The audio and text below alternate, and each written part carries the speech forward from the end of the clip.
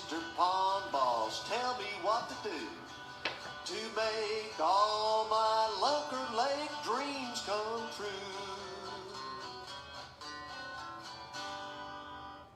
Hello everybody, Bob Lusk, the Pond Boss, coming at you live from the world headquarters of Pond Boss Magazine near Gordonville, Texas. Glad you could join us. Of course, I see Jason Nepstad, first one up to bat. Of course he is. There's some other folks joining us. Got a pretty fun show lined up. It's going to be kind of a random question and answer session. So if you've got some questions, fire them off to me. We're going to tackle that tonight. So I've got a number of questions that were sent either email or on the Facebook post that we put up yesterday or through some Facebook messages. So can't wait to talk about all these things. First, I want to be able to tell you how much I appreciate you guys joining us tonight.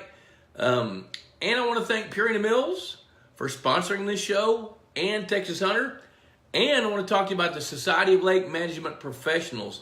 They're going to have their big conference coming up in, I guess it's coming up in January, but the Society of Lake Management Professionals have a conference every year. And this year, they're inviting the general public. So if you're a real intense pond management kind of person, take a look at Society of Lake Management Professionals Facebook page, and you can see the details on that conference.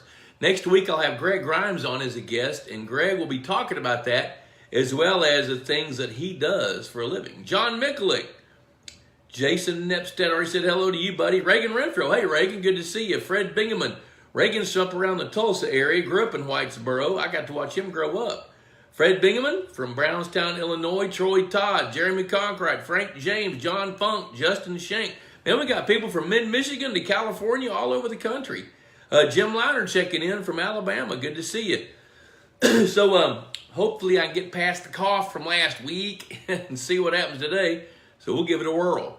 You know, you guys know the drill. Hashtag Pond Boss Magazine in the comments section. Click like and share this to your news feed. Pond Boss Magazine, $35 a year. We're behind on our drawings. Leanne's been out off and on, so we're going to visit about that. But if you do all three things, hashtag Pond Boss Magazine, click like, and share it to your timeline, you'll be eligible for a drawing for a hat. Pond Boss hat. They're pretty cool. See, take a look at that. Quality. And a Pond Boss mug. Everybody needs a mug. So if you can't afford a Yeti, get one of these for free. So I'm glad y'all are here. I see Bill Russell saying hello. So let's go ahead and hit some of these questions. Carson Seville, who's a regular on the show, he watches it quite often. Justin says he's in California waiting for his feeder to go off. I love that. You know what's cool about that is you get to watch your feeder while fish are still eating. Over here where we are, our water temperatures have dropped so fast that the fish have pretty well stopped eating. This is the quickest I've seen the water temperatures drop to these levels probably in 10 or 12 years. Our temperatures went from, the 70s into the mid-50s in about 2 weeks. That's really, really fast. Bill Russell, hi Bob, hi Bill Russell. Dion Myers, Jacob West, good to see Jacob. He's been a guest. Let's see, Kevin Artless, he's asking, Kevin's from Whitesboro. He says, Bob, how much does an 8-degree water temperature mean to a largemouth bass? Let's say the difference between 62 to 54 degrees. That's a huge difference. Now, it's a huge difference this way, Kevin. That's a great question. Nobody's ever asked that one, so let me hit it. Hello, Todd Austin. So let's say that, let's just take your example, 62 to 54. 62 is the temperature that bass start to spawn in spring. 54, their metabolism rate is so slow at 54 that they don't feed heavily. They're real lethargic in the way they move. Now, they will eat, but they don't move much. So if you're trying to catch a bass at 54 degrees and you think you're fishing slow, slow down and fish even slower. Hello, Jennifer Young. Tell your queen I said hello, and her Christmas decorations look well. Hey, you know what? She's done even more. I'll take some pictures and put those up. My wife loves color. She loves lights, and she loves Christmas, and she loves to decorate the house. And she's been doing that. There's Amber Young checking in. Hi, Amber. Jeremy Concrite, water temperature in Kentucky is in the low 40s. Okay, so going back to Kevin's question, the difference between 62 and 54 is huge in that bass are still active at 64, but they're not real active at 56. That's the big difference. But if we have an 8-degree change from 83, down to 75, they become way more active. And vice versa. When the temperature goes up, 8 degrees is a big change. It could take bass from being active to inactive or inactive to active. If that temperature goes from 54 to 62, 68, you'll see an increase in activity. Let's see here. Jason said we had a small area in our lake where we saw dead shad floating. Any ideas what could have happened? Yeah, they're, and yours are gizzard shad. When gizzard shad reach a certain density and a certain age, a rapid temperature drop can take some of those out. So that's not unusual for that to happen. There could be other things, like if you have a fresh rain that fills the lake and comes in, and I've been on your lake, so I follow what you're saying. So it's probably related to temperature and old age. Some of those gizzard shad you guys have got, a gizzard shad's lifespan is about 2 years, believe it or not, maybe 3. An old one is 3 years old. So that is probably the issue, was rapid temperature drop. Let's see, maybe 15 dead. I wouldn't be too worried about that, especially if they're all about the same size. If they're mostly larger ones, then I'm going to tell you that's very likely due to temperature shock. Hello, Chuck Brinkman, Craig Guffin. How are you doing, buddy? Jacob West says, we placed 220 tons of rock on a dam so far this week. Rocking and rolling. Attaboy. That's good. It's kind of a weird feeling to know that you've got a lake that's filled up 3 or 4 times and you have to drain it to finish it. Yeah, what's really funny is when you're getting ready for it to fill, you'll be in a drought. Yep. Craig McBride, Tony and Lowell Bennett, good to see you. Hey, Craig, good to see you, buddy. Frank James, I get more sensitive to cold as I age too. Yeah, I do too. But you know what? It's kind of weird. Here's a little off the beaten path story, but when I first got into the fisheries business, we had to catch fish. We had to seine them because we were supplying catfish to a market where people ate them. So it didn't matter what the temperature was. We had to go get them. And man, when you're in Wichita Falls, Texas, which is where we were, and you're seining fish in January under the ice, that water's pretty cold. We'd have to push the seine under the ice, drag it the length of the pond, and then capture the fish that we wanted. And it was hard. And my poor little fingers back then were frigid cold. They were so cold they wouldn't move. But after one winter, I don't know what happened.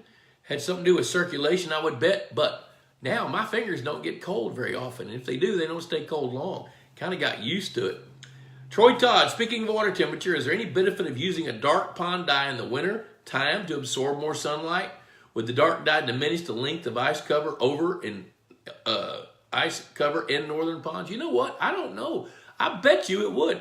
Darker water, clear water, darker water absorbs more sun and it absorbs more heat.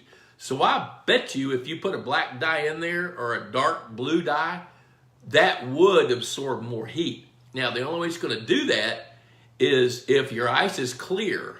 Because keep in mind that ice insulates the temperature. It doesn't isolate UV rays. UV rays are part of what causes heat. Kelly Duffy, Bruce Condello, Bob Wusher, Clint Loveday, Matt Singley, good guys. Good God, good to see you guys. So, there's the answer. I think it would impact the temperature of your water. I know this, in muddy ponds, in the summertime, they're always cooler.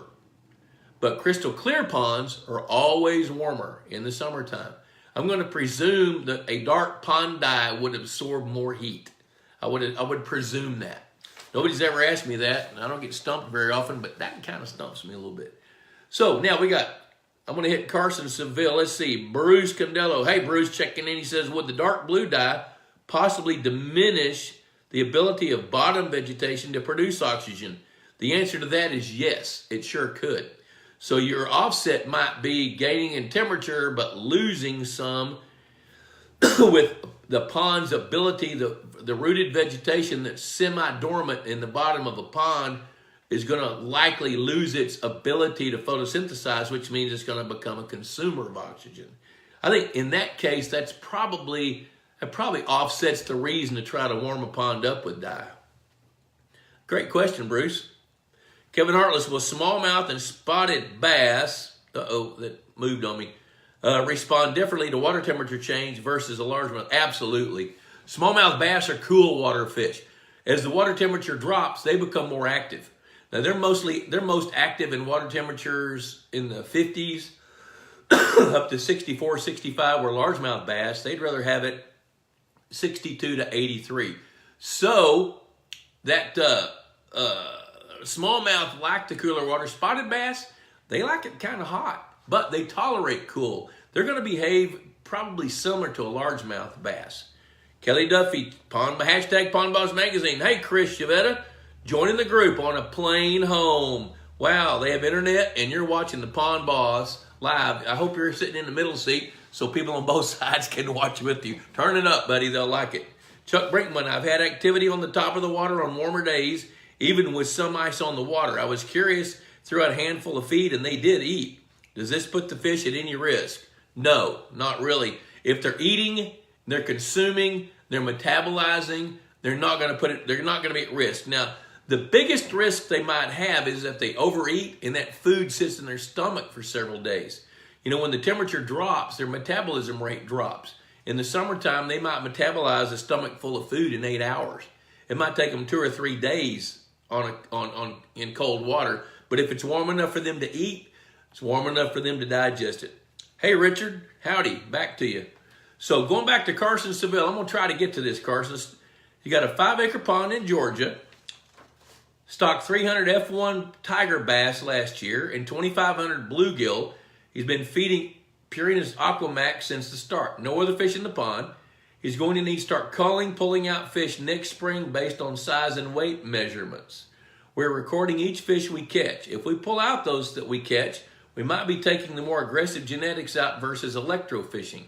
Don't want to pay for an electrofishing boat since this lake is next to a river and it could flood any time and the fish would be gone. Do you think it's safe to tell people to pull any bass under a certain size out? The good news is the ones that we pull out will go to a neighbor's pond 200 yards away that has an overpopulation of bluegill. Here's what I'm going to tell you, Carson, and everybody listening to this. A 5-acre pond stocked last year, you don't need to be culling any fish until those fish do 2 things. 1 is reproduce, and 2 is begin to differentiate themselves. What you'll see out of those 300 bass, about half of them, 150 of them are girls.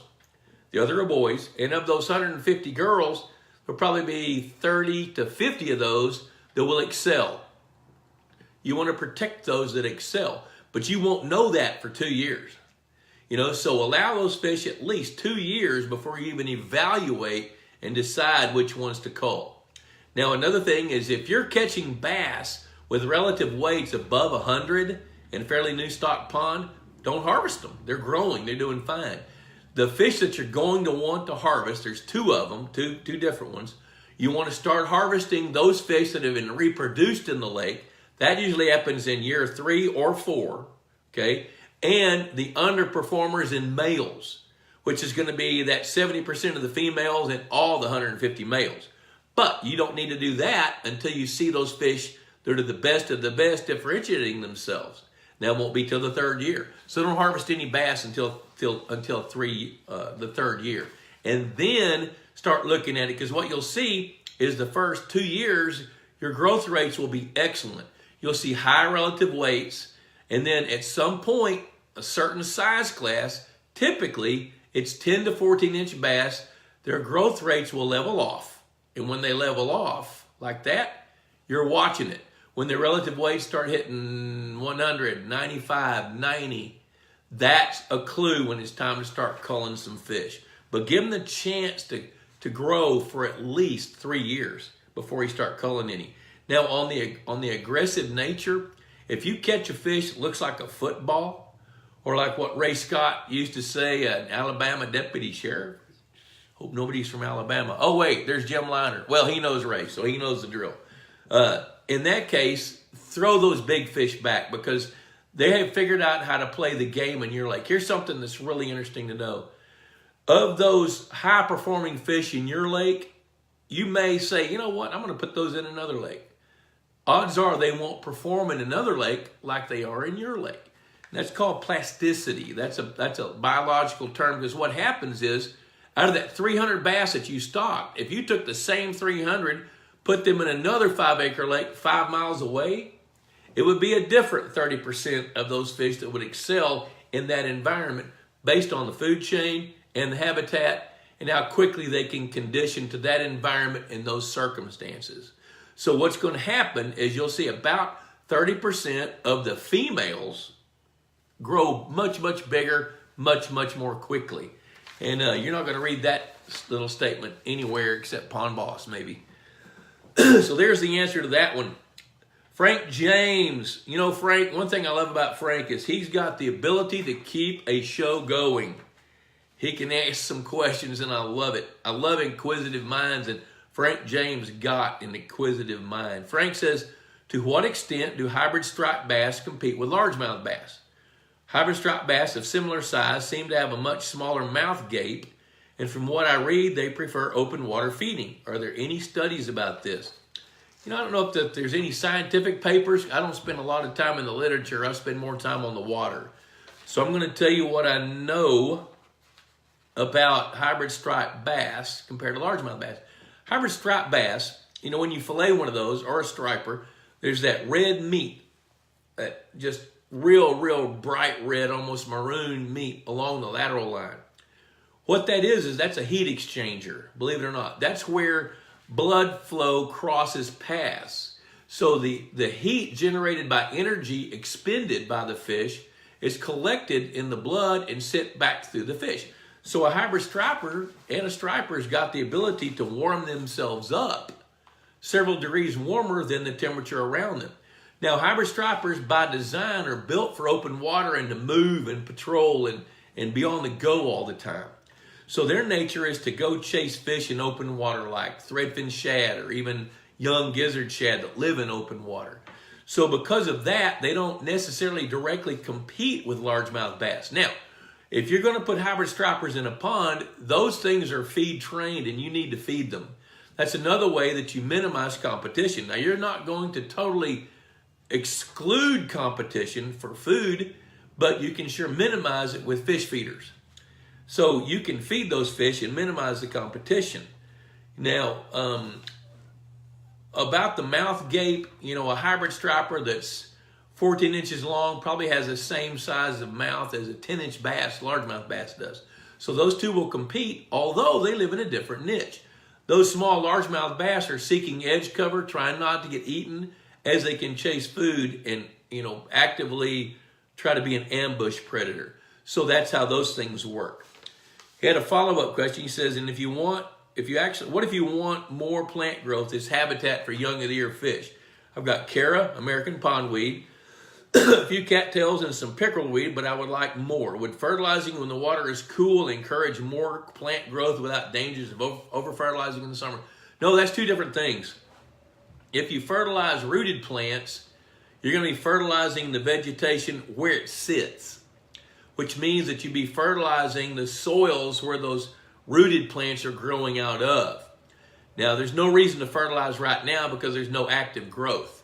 Now, versus fertilizing, creating a plankton bloom, that's when fertilizer gets dissolved throughout the water column all over the whole lake. What you're talking about are plants around the edge. Now, as your lake matures, if I remember right, your lake's about 3 years old or 4 years old. As your lake begins to mature, you'll see more plants. The conversation we'll have one of these days is, how do I get rid of all these extra plants? However, you did a good job designing your lake, and you're not as likely to have that as other people. Let's see here. Jeremy Conkright says, what temperature do smallmouth bass spawn? I'm going to tell you from 58 to 68 is about the time that they're spawning. And it's a little bit contingent on weather as well and photo period. Chris Chavetta, I have a new 5-acre lake which will be ready for stocking in the spring. Considering making this a smallmouth lake with redear sunfish as a forage base. Can you make recommendations on stocking rates, types of habitats to install, etc.? You bet. That's great. Hey, Chris Dobbs and Mike Rivers, good to see you. Chris, that's a great question. I love that. Smallmouth bass love to relate to the edge in rocky or gravelly soils with laydowns and maybe some big rocks to surround them, like a maybe look at not necessarily a retaining wall, but a line of rocks with a pile of rocks with a laydown log with gravel in the middle. That's what they like. They relate much, much more to rocky habitat. Now, the red-eared sunfish, I think that's a great idea. They'll spawn once or twice a year, where if you want a smallmouth bass pond with bluegill are very likely going to overpopulate. Now, Chris is at Innsbruck, which is west of St. Louis, Missouri. They've got some beautiful water over there. I've spent time with Chris over there. And the habitat I would focus on would be having some American pondweed, eelgrass, some of the ones like what Frank was talking about with the Cara. I love Cara. Cara is a great plant. It's not invasive. People just don't really like it because it looks bad. But fish love to hide in it. So you're going to need some vegetative habitat around the edges to protect the young of the year. Be sure to put fathead minnows in there too. They'll last longer in a smallmouth bass pond than they will in a largemouth bass pond. So fathead minnows, red ear, that's a great idea. Now, when you create the habitat for smallmouth, be sure to think about how you're going to fish it. So in that case, I don't think I would put on my laydowns, I wouldn't make it a tree that's got a canopy on it. I'd make it a tree with some big limbs that you can fish over and around, because those smallies, they're going to be more likely to hang around that kind of cover, especially off of points in fairly shallow water with quick access to deep water. And some of your laydowns need to be in deeper water. I would put them on slope though. Don't put any brush piles in the bottom of the lake. That's not going to be helpful. So just take your 3-to-1 slope, put some laydowns on that, about 5 or 6 feet down, have a ledge, and you and I looked at that lake. So we talked about those things. The ledge they've got a ledge about 5 or 6 feet underwater that is perfect.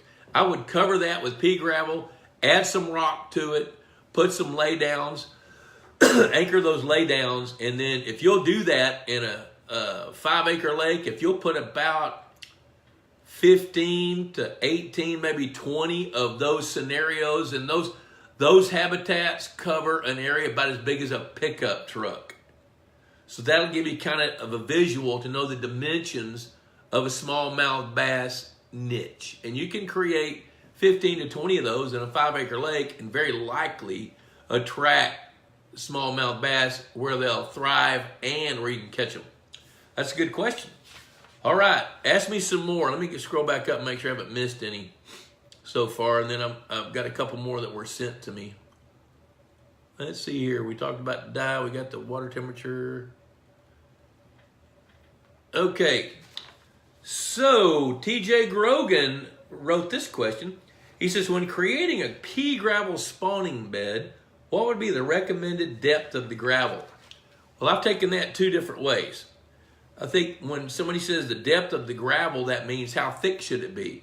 4 to 6 inches is the thickness that you want with your pea gravel.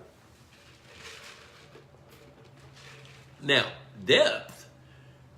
If your pond fluctuates or you think your pond's going to fluctuate, put your pea gravel at different levels. Keep in mind that sunfish that use gravel, like red-ear sunfish, bluegills, some of the natives, not necessarily redbreast, but they might, they like to spawn in 6 to 18 inches of water.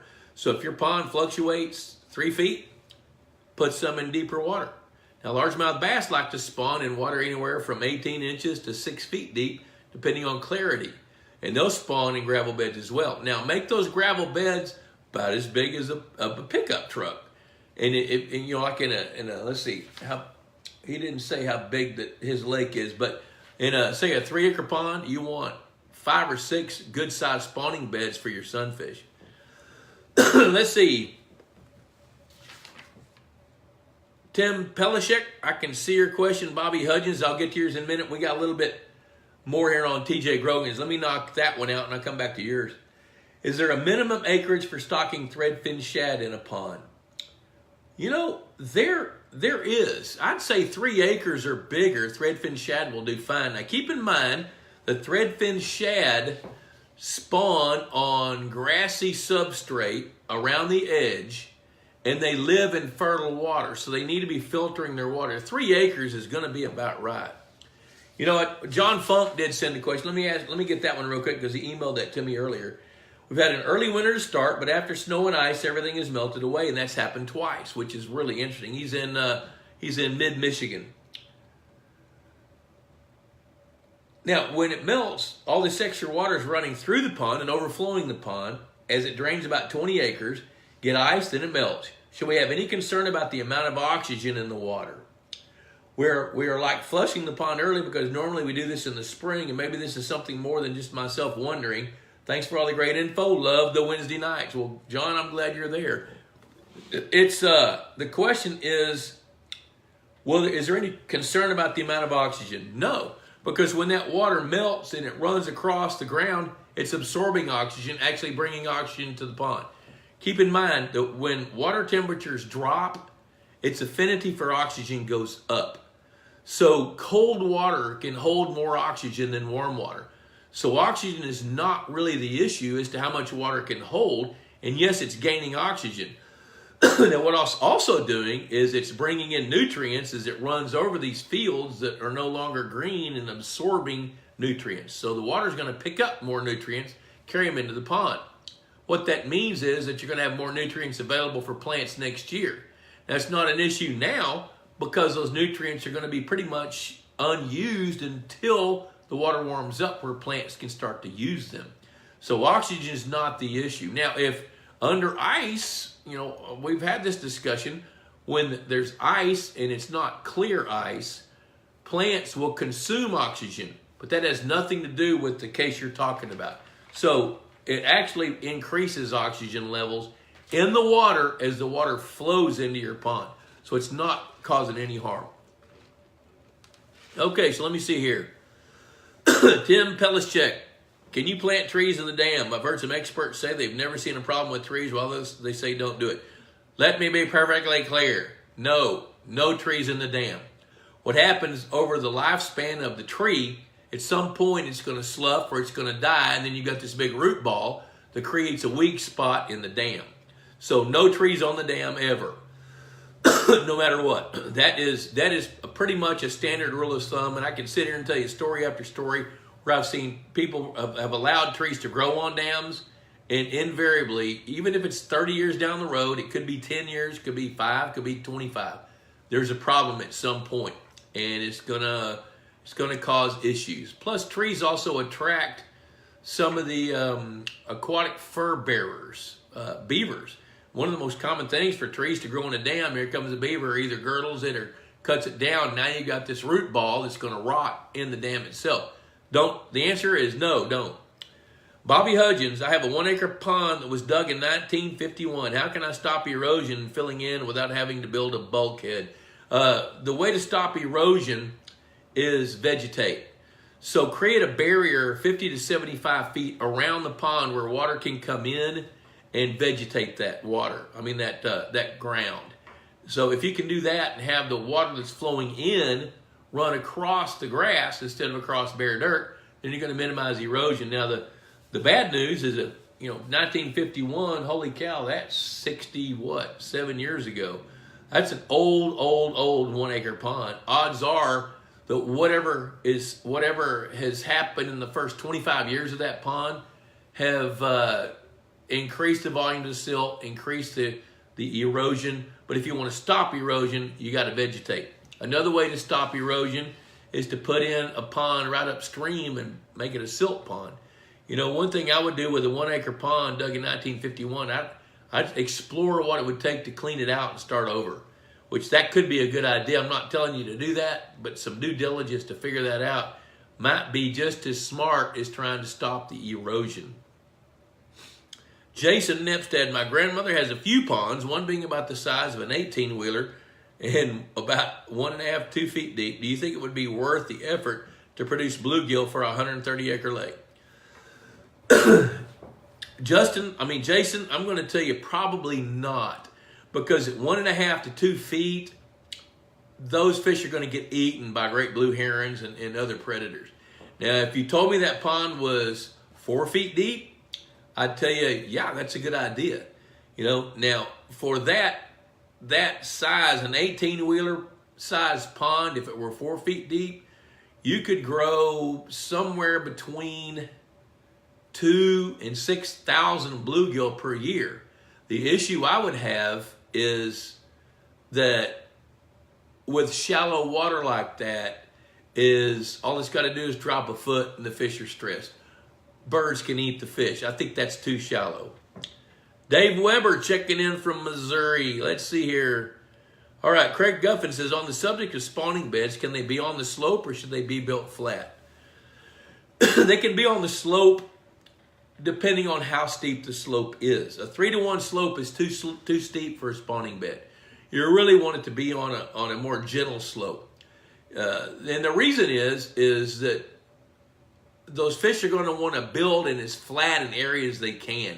So if you build spawning beds on a 3-to-1 slope, odds are they're not going to use them. They're going to go somewhere where it's more flat. I would focus in on flatter ground. Maybe a 5-to-1 slope would work better than that. All right, let's see here. Jason Nepstad says, you saw the Carpenter Lake. Any idea what age they may be? We're hoping they're near the end of their lives.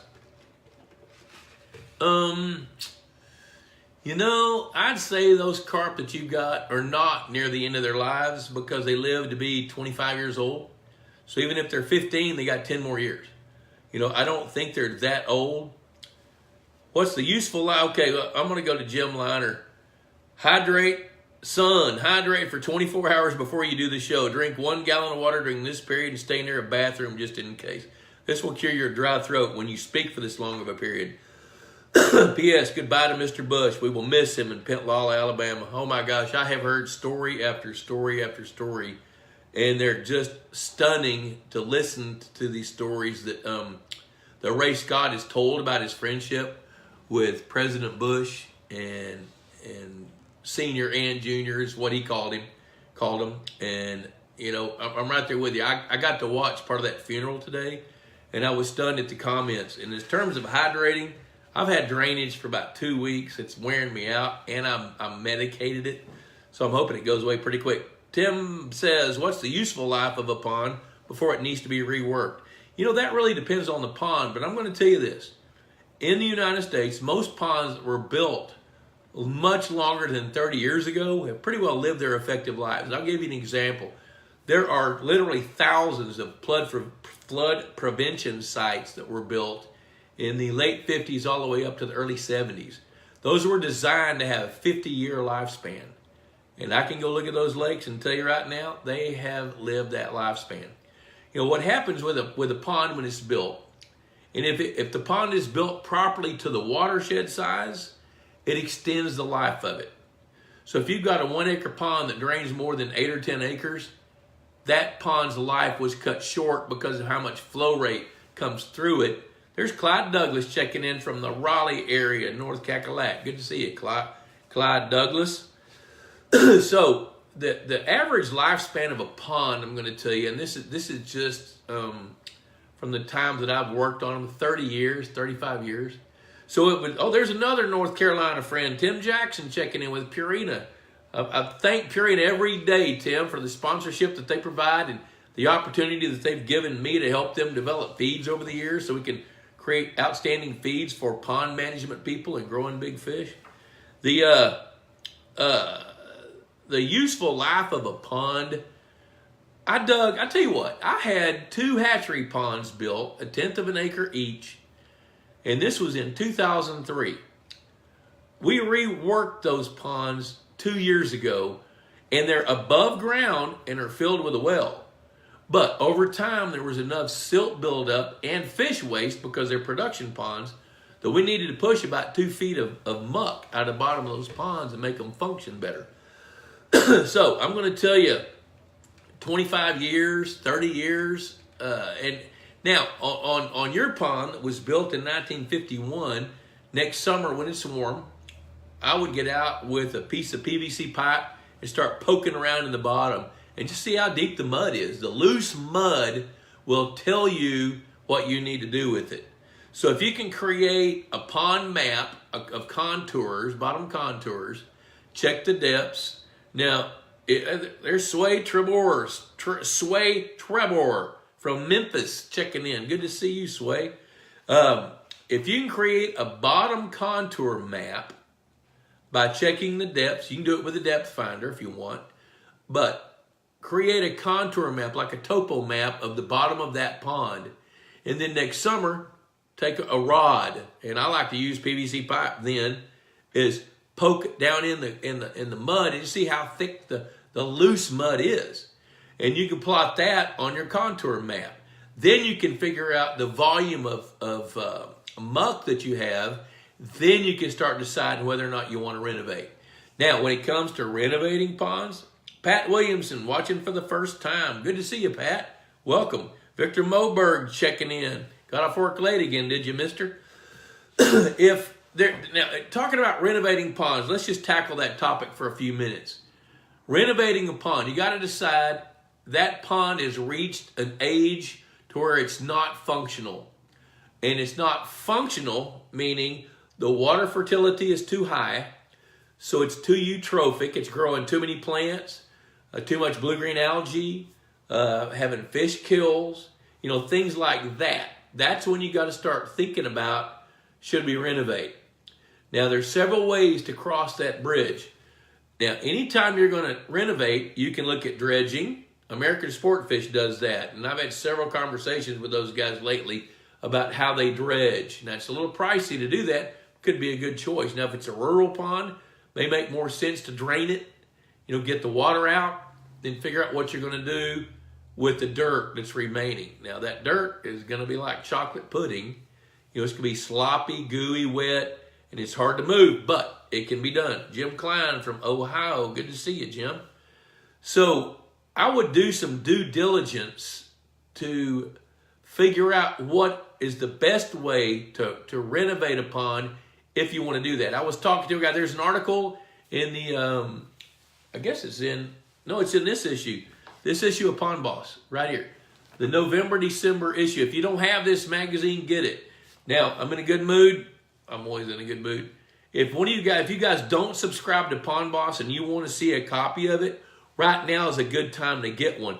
I go through a story in here about a guy that's got to make a decision about whether he wants to renovate or not. Send an email to info@pondboss.com. Just say, hey, we want a sample copy of the magazine. Give us your address. On occasion, we'll get an email that says free sample, but there's no address. So include your address. As a matter of fact, do that tonight. I see Maceo checking in. Good to see you, Maceo. Need to visit with you one of these days and just kind of catch up with you, my friend. Now, going back to renovating that pond that's old, it costs more money to go down than it does to go up. So a lot of times we'll investigate what would it take to raise the dam about 4 feet rather than trying to drain the lake or the pond and renovate down 4 feet. Now, I do think it's a wise idea to when you do want to renovate, draw the lake down a good ways, 4, 5, or 6 feet anyway. And then if the soil around the perimeter is good clay-based soil, you can use that to raise your dam.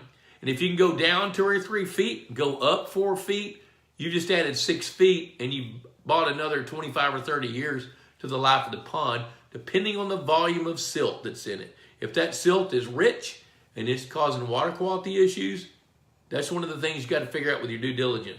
Chuck Brinkman, our pond is 3/4 acre and surrounded by trees. When we talked at Stratman Feed, we briefly talked about an aeration system to help with decomposing the leaves. Is there anything else I can do to help this? Or should I be putting more effort towards keeping the leaves out in the first place? You know what we do? Chuck was on the show at Stratman Feed in Missouri a few weeks back. And man, this guy's got it going on. He knows, he gets this pond management stuff. I tell you what we do with our ponds. Like right now, our ponds are surrounded by trees as well. Well, those trees drop their leaves. It's post oak trees mostly. And I wait until they're through dropping leaves and the leaves float up against the shore, then they sink. Then we drop the pond down about 3 feet, leave it like that part of the winter, And then we rake them up in piles, let them drain, and then we burn them right there on the levee. Now, to go back to your question, aeration will help expedite the decomposition of those leaves. So an aeration system is a wise idea in that case. Jaden Roberts checking in from Nebraska. Hey man, Bradley Wilson, I live in northeast Alabama. I have a 2 to 3 acre pond. I would like to have an aeration system installed to help with the pond over mossing in the summer. Do you have anybody you could recommend? Yes, I do. We actually have a resource guide for Pond Boss right here. Now, this resource guide is also online at pondboss.com. So head to pondboss.com, find the resource guide, and start looking at aeration companies. And there are companies out there that are outstanding. Several of them actually will design the right aeration system for your pond. They'll talk to you about it. They'll go online, go to Google Earth, look at your pond, measure it, estimate the depths, and then engineer the aeration system just for your pond. That's a good idea. I would sure look at that. Ethan Lovelace, fisheries biologist from Oklahoma, helping manage stuff around the Blue River. Hi, Ethan. Billy Birch, Catfish Birch, checking in from Southeast Texas. Hey, no worries. It's okay that you're late. All right, you guys hit me with some more questions. Let me see if I've got some written down here somewhere. Oh, you know what? I got a question today on voicemail from a guy in the middle of Louisiana, and his question was, why can't I grow sac-a-lait in a 4-acre pond in the middle of Louisiana? Well, I'll tell you why you don't want to grow crappie in a pond anywhere. That was kind of brash. I'm going to back up. Don't do it. Here's what happens in small waters. Here's what happens in big waters. Crappie in warm water fishing ponds are the first ones to spawn every year. But they're also inconsistent spawners. You don't know if they're going to have babies or not. If you get back-to-back cold fronts that drop the temperature of the water 5 degrees, they'll leave the shallow water. And after they do that 2 or 3 times, they're not going to get to spawn. They're going to absorb their eggs and not reproduce at all. So they're unpredictable spawners. They spawn first every year, and their babies come off the nest, and they're feeding on babies coming off other nests. So they disrupt spawns. Plus, the size of their mouth dictates where they fit in the food chain. They're predator fish. They're going to eat other fish. But what crappie tend to do is overeat the food chain at a lower level, which takes away food from your bigger fish, especially largemouth bass. Now, if your bass are overcrowded and they can eat little crappie, that could work. But now you're dealing with stunted largemouth bass, and inevitably at some point you'll have stunted crappie. So in water less than about 20 acres, I try to discourage folks from growing crappie. Let's see here. Chad Bowman says, can you use blue cats to help control crappie populations? Sure. A blue cat is even a bigger predator than a largemouth bass. Now, did he really say that? A blue cat is a bigger predator than a largemouth bass? Yes, they are, because they get much, much larger than a largemouth bass. I've actually captured a 52-pound blue cat that had a 3-pound largemouth bass in its gut. I'm going to let you digest that for a minute. So here's the question. Can you use blue cats to help control crappie populations? Yes, you can. But here's the problem with that, is there's no way to balance that. I mean, how many blue cat are enough, and in what size are they too big, and they're eating the fish that you want? So if you're going to use blue cat to try to control crappie, you got to understand that once a blue cat hits about 15 pounds after 6-7 years, it's going to be eating your 10 to 12 inch crappie, and that's what you want to eat. So there's kind of a balancing act that's really, really kind of hard to get. Zach Russell checking in from Fayetteville. He and Jason are buddies. What are water depth requirements for blue cat? There was a blue cat caught 15, 18 years ago, just 5 miles from my house, and the big mineral arm of Lake Texoma. That fish weighed 121 pounds. It was caught in 5 feet of water on a gizzard shad. So blue cat don't have to have deep water. They live similar to largemouth bass, except they're more nocturnal. They don't really like to move around as much in the sunlight, but they are visual predators. So they feed in the daylight. Where a channel cat, they're almost totally nocturnal, except when you're feeding them and they're conditioned to eat fish food. So deep water is not required. I'm going to tell you that for blue cats, if you've got water that is 4 to 15 feet in a pond, that's plenty of depth. Doesn't need to be any deeper than that. All right, anybody else got any more questions? If you do, throw them at me because it's already 7:15 and we're going to run out of time pretty quick.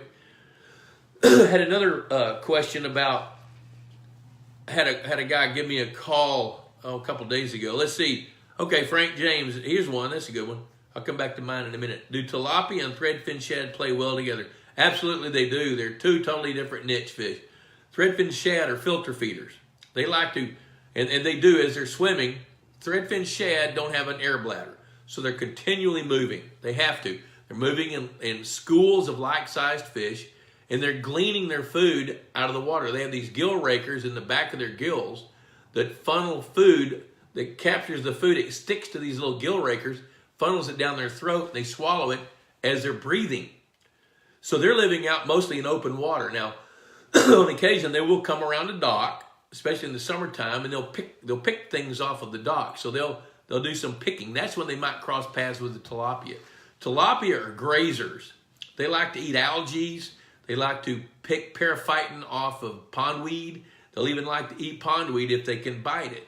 And they're typically living in shallower water in the littoral zone closer to the shore. So they're living in amongst the plants. They're making their nests, which look like a cattle hoof print. Even though the tilapia carry the babies in their mouths, threadfin shad don't do that. Threadfin shad lay their eggs on the edge of a pond on grassy substrate and forget about them. Where what the tilapia do is they take the eggs, put them in their mouths, they hatch them. When the babies turn into swim-up fry, they spit them out. Look at there, Morgan Tyler with Purina. Man, we were plugging you guys a while ago. We love Purina Mills. It's fun working with you guys. And Morgan is on the wildlife side. So if anybody has any wildlife food questions, check in with Morgan Tyler. You can find him on Facebook as well. Jaden Roberts, have you ever used Pond Boss Pro 5-pound bio blocks? You know what? That's somebody that stole our name, and we don't use those. I don't know anything about them. I think they're designed for like little bitty water gardens. So what we typically do is work with companies that can analyze the water for us, see what's in it chemically and biologically, and then prescribe the right kind of microbes, which we typically use in conjunction with aeration. Billy Birch, what's the best shad for ponds? Billy, the answer to that question is it depends on where you live. If you're south of a line, say from, I'm going to tell you south of a line from Ardmore, Oklahoma, coming through south of Little Rock, Arkansas, Memphis, Tennessee, then coming up the Atlantic seaboard, south of that line, threadfin shad are the best choice. You run the risk of threadfin shad dying because they die at 42 degrees. That line I just defined, about 3 out of 5 winters, the shad won't die. But 2 out of the 5, they will. And after those winters, you got to replace them. They're so prolific, though, that they'll come back pretty fast. Just going to be writing a check for them. Now, if you're going to be in the north, could be, yeah, Morgan Tyler, thanks, Bob, you bet. You're my go-to. Yeah, and you guys are my go-to wildlife guys and fish food guys. So if you're, gizzard shad could be a good choice only under certain conditions. I want to see at least 25% of the mass of bass in a pond be at least 18 inches or bigger because gizzard shad get way too big. Threadfin shad, 6 inches, that's huge. Gizzard shad will grow up over 2 pounds. And a 2-pound shad, hard for a bass to eat. So, threadfin shad are the best choice in the south, southeast, and the Atlantic seaboard. Now, the further north you go, it changes. There's some moon eyes and things like that work in some areas of the country. Let's see. Scott Lindsay said, filamentous algae is already starting in my pond this fall. Is there anything I can do this winter to minimize spring impact? Scott, I'm going to tell you that the algae is probably going to go away as your water temperature drops. So when the water temperature gets down into the low 50s, upper 40s, that algae should die. Now, if it doesn't, then depending on how deep the water is at ice off, you're a candidate for a pond die. So I think we need to zero in on where your pond is, then come up with a game plan based on what happens or doesn't happen over the winter. Let's see here.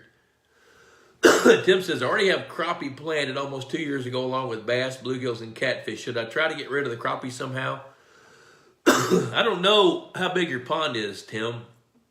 Maybe you said it somewhere and I've read so many questions I've missed it. But I tell you what, I would try to encourage my bass to help harvest those crappie. The way you do that is preserve the bigger bass. Don't be culling the biggest bass. Allow them the opportunity to eat some of the crappie. Now, if you stocked them new, odds are that those fish that you stocked are going to grow up and be good to eat. So I'd let them do that. And then I start culling some of the young of the year when you can.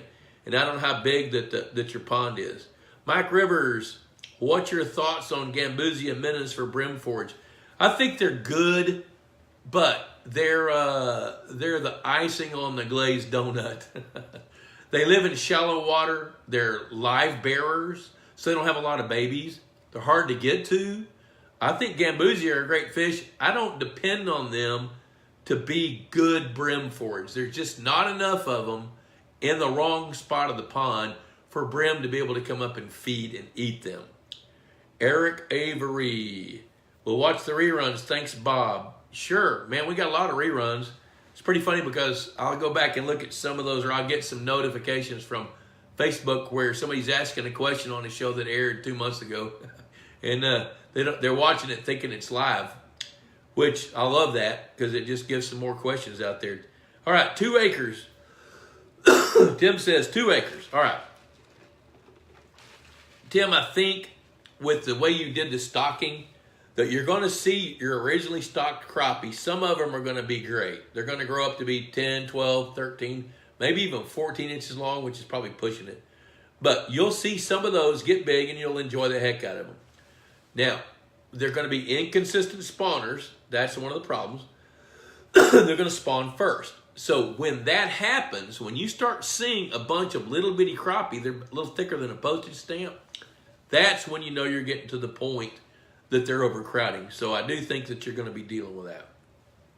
Chuck, any recommendations on harvest rates? Now that I'm in my 3rd year, I read all kinds of different formulas. So let me tackle that, if this throat will let me. Okay, here's the way to look at that. When you read all kinds of different formulas, it's confusing. So I'm going to make it much more simple. Weigh and measure some of your fish and let them tell you the formula. Ooh, I like that. I just made that up. Y'all quote me on that. When you weigh and measure your fish and plot them on that XY graph, and if you guys don't have that, email me and I'll send it to you, where you can put the lengths and weights of your fish, and you can begin to tell when their growth rates are starting to decline. That's the ones you want to harvest. And now that you're in your 3rd year, keep in mind you're going to be culling the babies that were hatched in there last year, maybe the year before, once they're hitting 10 to 12 inches. So that's how I would do it. Watch the fish growth. Jason, we're thinking to ban bed fishing in our lake for a few years. You think it will help increase the bass? Yes, ban bed fishing. Now I want to explain that. In Jason's lake, there is limited spawning habitat that is influenced by heavy carp populations. So they don't get reproduction like they want. Because of that, need to preserve those bass. In most cases, I don't think bed fishing is bad. In McFadden Lake, it is bad. I would ban it and allow those fish to be able to reproduce because those beds are going to be disrupted by white catfish, carp, going to be disrupted by other bass. So I would protect those at all costs. All right, looks like it's about time to wind up. Thanks for joining me. I'm going to go drink some more of this herbal tea or whatever this is. My throat has said there's enough. Thanks, Pond Boss Magazine, $35 a year. Check us out. Adios until next Wednesday. Hey, special guest next Wednesday is going to be Greg Grimes with American, oh good gosh, come on Lusk. got a little brain hoot going on right here. But we're going to talk about the Society of Lake Management Professionals and his business as a pond manager in Georgia. Adios.